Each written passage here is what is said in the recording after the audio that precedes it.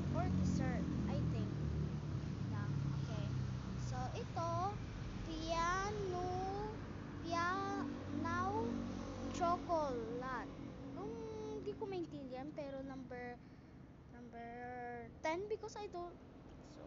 I didn't. Flan? Is that leche flan? Yeah. Number 2. Go food. Number 1. Croissant. Okay, number 2. Donut. Number 4. Marian. I don't know that. Flan. 6. Madeleine. Cinnamon roll. Macaron.